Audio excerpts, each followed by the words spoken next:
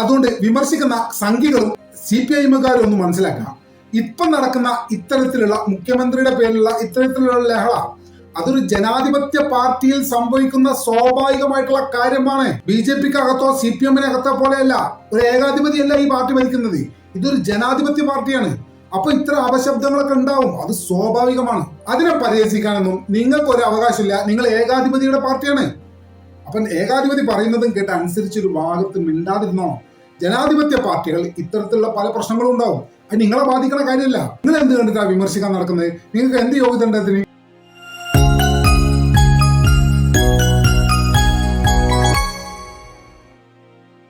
സമീപകാലത്ത് കേരള രാഷ്ട്രീയത്തിൽ UDF ഉണ്ടാക്കിയ വലിയ രീതിയിലുള്ള മുന്നേറ്റം പുതിയ പല ചർച്ചകളിലേക്കുമാണ് ഇതിനോടകം തന്നെ തുറന്നിട്ടുള്ളത്. സംസ്ഥാനത്ത് ദീർഘകാലമായിട്ട് തുടർന്നുകൊണ്ടിരിക്കുന്ന രാഷ്ട്രീയ വ്യവസ്ഥയിൽ നിന്ന് UDF ശക്തമായിട്ട് തിരിച്ചു വന്നു എന്ന വിലയിരുത്തലിന്റെ അടിസ്ഥാനത്തിൽ ആരാണ് കേരളത്തിന്റെ അടുത്ത മുഖ്യമന്ത്രി എന്നുള്ള ചർച്ച പൊതുസമൂഹത്തിലും രാഷ്ട്രീയ സമൂഹത്തിലും ഇതിനോടകം തന്നെ വലിയ ചർച്ചയായി കഴിഞ്ഞിട്ടുണ്ട്. നിലവിലെ സാഹചര്യത്തിൽ പൊതുജനങ്ങളിൽ നിന്ന് ഏറ്റവും കൂടുതൽ കേൾക്കുന്ന പേര് സ്വാഭാവികമായിട്ടും VD സതീശന്റേതാണ്. കഴിഞ്ഞ കുറച്ച് വർഷങ്ങളായി അദ്ദേഹം സഭക്ക് അകത്തും പുറത്തും നടത്തിയിട്ടുള്ള പോരാട്ടങ്ങൾ അത് സമാനതകളില്ലാത്ത പോരാട്ടങ്ങളാണ് അദ്ദേഹം നടത്തിയത്. ഗവൺമെന്റിന്റെ കൃത്യമായിട്ടുള്ള വീഴ്ചകൾ ജനങ്ങളിൽ എത്തിച്ചത് ഒരു പരിധിവരെ അത്തരമൊരു പ്രതിപക്ഷ നേതാവ് നമുക്ക് നിയമസഭയിൽ ഉള്ളത് കൊണ്ടാണ് നമുക്കത് സാധിച്ചത്. മാത്രമല്ല VD സതീശനെ മധ്യവർഗ ജനങ്ങളിലും യുവാക്കളിലും ഉണ്ടാക്കിയെടുക്കാൻ പറ്റിയ ഒരു ജനസ്വാധീനം ഉണ്ടല്ലോ, അത് അത്ഭുതപ്പെടുത്തുന്നതാണ്. സ്വാഭാവികമായിട്ടും ഇത്തരം കാര്യങ്ങളൊക്കെ UDFന്റെ ഒരു പ്രധാന മുഖമാക്കി VD സതീശനെ മാറ്റിയെന്ന് നമുക്ക് പറയാൻ സാധിക്കും. മാത്രമല്ല ഇപ്പോൾ UDF നേടിയിരിക്കുന്ന ഈ വലിയ വിജയം ഉണ്ടല്ലോ, ഇതിന്റെ പ്രധാന ശില്പികളിൽ ഒരാൾ VD സതീശൻ തന്നെയാണ്. അതിൽ ശത്രുക്കൾക്ക് പോലും തർക്കം ഉണ്ടാവുമെന്ന് ഞാൻ വിചാരിക്കുന്നില്ല. അതേസമയം KC വേണുഗോപാലിനും വലിയ രീതിയിലുള്ള പിന്തുണയാണ് രാഷ്ട്രീയ മണ്ഡലങ്ങളിൽ നിന്ന് ഉണ്ടായിക്കൊണ്ടിരിക്കുന്നത്.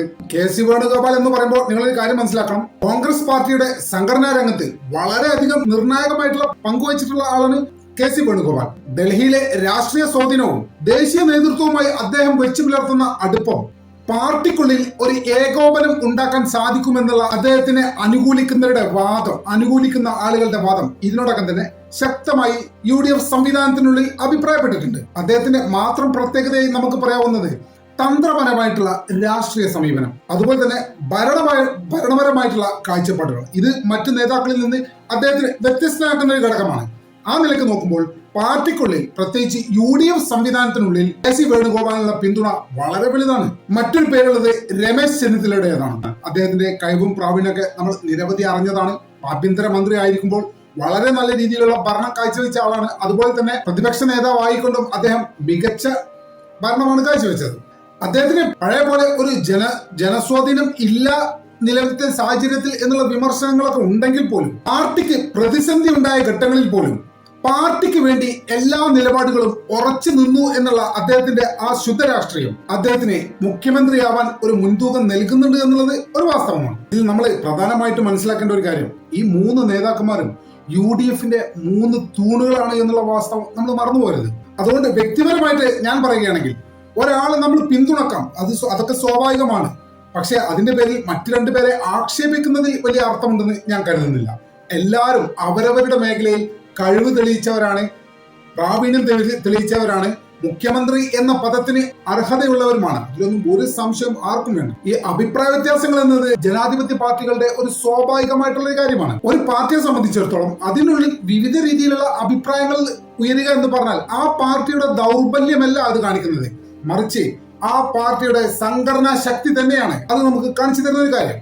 ജീവനുള്ള ഒരു രാഷ്ട്രീയ പ്രസ്ഥാനത്തിന്റെ ഏറ്റവും വലിയ അടയാളങ്ങളിൽ ഒന്നാണ് രാഷ്ട്രീയ പാർട്ടികളിൽ അഭിപ്രായ വ്യത്യാസങ്ങൾ ഉണ്ടാകുക എന്നത്.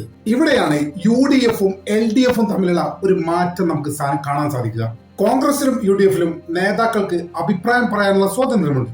അതുപോലെ തന്നെ പാർട്ടി എടുക്കുന്ന ഒരു തീരുമാനത്തിനെ ചോദ്യം ചെയ്യാനും എതിർക്കാനും നേതാക്കൾക്കും പ്രവർത്തകർക്കും എല്ലാ അവകാശങ്ങളും വകവെച്ച് നൽകുന്ന ഒരു ഒരു രാഷ്ട്രീയ സംവിധാനമാണ് UDF. ഹൈക്കമാൻഡിനെ സംബന്ധിച്ചിടത്തോളം അവർ ഒരു തീരുമാനമെടുക്കും മുമ്പ് അവർ പല തലങ്ങളിൽ അത് ചർച്ച ചെയ്യും. എന്നിട്ടൊക്കെ ഒരു തീരുമാനത്തിൽ ഹൈക്കമാൻഡ് എത്തുകയുള്ളൂ. സ്വാഭാവികമായിട്ടും ആ തീരുമാനത്തിനെതിരെ നിൽക്കുന്നവരുണ്ടാവാം, അവരുടെ അഭിപ്രായങ്ങൾ തുറന്നു പറയും, അത് തുറന്നു മനസ്സോടെ ഹൈക്കമാൻഡ് സ്വീകരിക്കും. ഇത് തന്നെയാണ് കോൺഗ്രസിന്റെ ഒരു പ്രവർത്തന ശൈലി എന്ന് പറയുന്നത്. കൃത്യമായി പറഞ്ഞാൽ ഇത്തരം അഭിപ്രായങ്ങൾ തന്നെയാണ് ജനാധിപത്യത്തിന്റെ ഏറ്റവും വലിയ സൗന്ദര്യവും. എന്നാൽ നിങ്ങൾ LDF കാര്യം ഒന്ന് ആലോചിച്ചു, പ്രത്യേകിച്ച് CPM-നകത്തൊന്നും കാര്യം ആലോചിച്ചു. അവർ എന്തെങ്കിലും ഒരു തീരുമാനം എടുക്കുകയാണെങ്കിൽ അവിടെ പിണറായി എന്ന വലിയൊരു നേതാവുണ്ട്. അങ്ങേര് പറയും, മറ്റുള്ളവർ കേൾക്കും, കേട്ടിട്ടില്ലെങ്കിൽ കേൾപ്പിക്കും, കേട്ടോളണം, അത്തരത്തിലുള്ള ഭീഷണിപ്പെടുത്തിയിട്ടാണ് അവരുടെ ഒരു പ്രവർത്തന ശൈലി. ജനാധിപത്യ സംവിധാനം എന്നത് CPM എന്ന പാർട്ടിയുടെ അടുത്തുകൂടെ പോയിട്ടില്ല എന്നുള്ളത് ഒരു വസ്തുതയാണ്. നിർഭാഗ്യവശാൽ അതിൽ പ്രവർത്തിക്കുന്ന ആർക്കും അത് ഇതുവരെ മനസ്സിലായിട്ടില്ല. പിണറായി എന്ന ഏകാധിപതിയാണ് നിലവിൽ CPM-നെ നയിച്ചുകൊണ്ടിരിക്കുന്നത് എന്ന് ആ പ്രസ്ഥാനത്തിന്റെ ഭാഗമായിട്ടുള്ള ആളുകൾക്ക് പോലും ഇനിയും മനസ്സിലായിട്ടില്ല.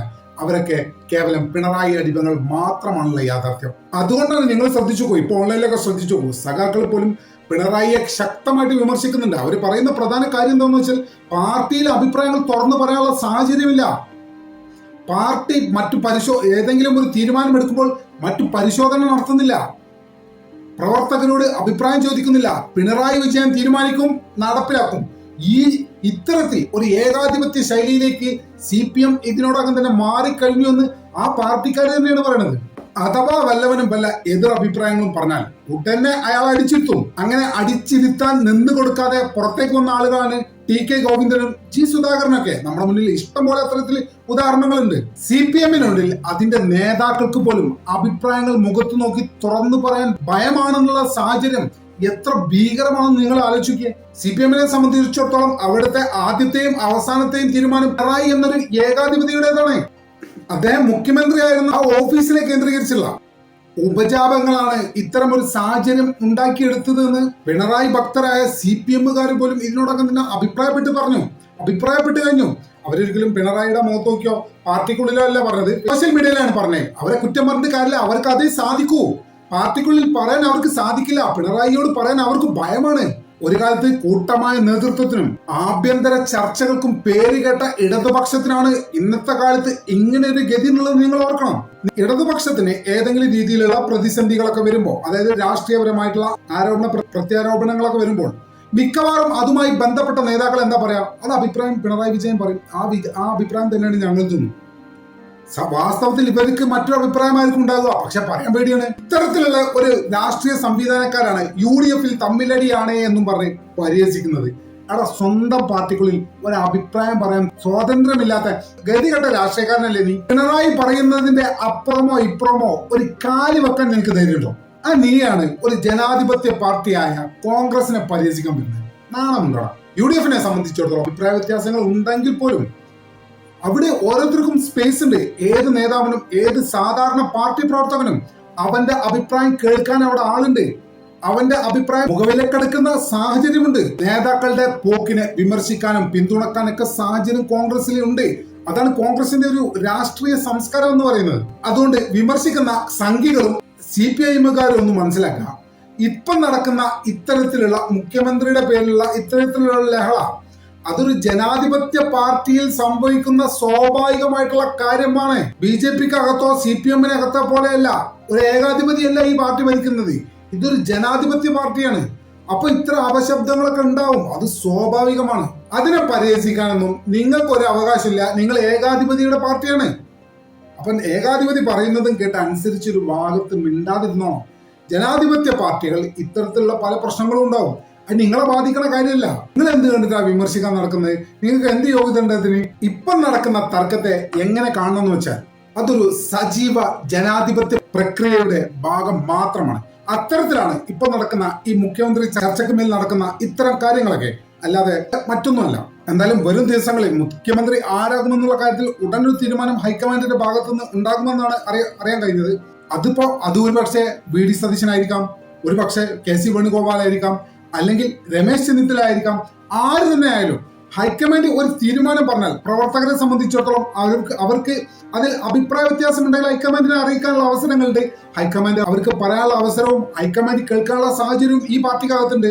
എന്ത് തന്നെയായാലും ഹൈക്കമാൻഡ് എന്താണോ തീരുമാനിക്കുന്നത് പൊതുവെ ഈ പാർട്ടിയെ സംബന്ധിച്ചിടത്തോളം അതിന് അനുകൂലമായിട്ടാണ് എല്ലാവരും കാണുക. നല്ലതല്ലാത്തൊരു തീരുമാനം ഹൈക്കമാൻഡിന്റെ ഭാഗത്തുനിന്ന് ഉണ്ടാവില്ല എന്നുള്ള കാര്യത്തിൽ ആ പാർട്ടിയിലുള്ള ആളുകൾക്കൊക്കെ എന്തായാലും വിശ്വാസമുണ്ട്. പിന്നെ കോൺഗ്രസ്സുകാർക്കോ UDF-കാർക്കോ ഇല്ലാത്ത വിഷമൊന്നും ഈ കാര്യത്തിൽ സംഘികൾക്കോ കമ്മികൾക്കോ ഒന്നും വേണ്ട. ഇത് UDF സർക്കാരാണ് രൂപീകരിക്കാൻ പോകുന്നത്. നിങ്ങൾക്കിവിടെ യാതൊരു റോളുമില്ല. നിങ്ങളെ കാര്യങ്ങൾ നോക്കി മുന്നോട്ട് പോയിക്കോണം. ഇത്തരം കാര്യങ്ങൾ ഭരണപരമായിട്ടുള്ള കാര്യങ്ങളിൽ കയറിയിട്ടൊന്നും നിങ്ങൾ അഭിപ്രായം പറയണ്ട. അതിനുള്ള സാഹചര്യം നീക്കില്ലല്ലോ. എന്തായാലും നമ്മൾ ചാനൽ ഇതുവരെ സബ്സ്ക്രൈബ് ചെയ്യാത്ത ആളുകൾ ഇപ്പോൾ തന്നെ സബ്സ്ക്രൈബ് ചെയ്ത് പിന്തുണ നൽകണമെന്ന് വളരെ വിനീതമായി പ്രവർത്തിക്കുന്നു. മറ്റൊരു വീഡിയോയുമായി ഒട്ടും മികാതെ കാണാമെന്ന പ്രതീക്ഷയോടെ തിരക്കാതെ ഇവിടെ പറയാം.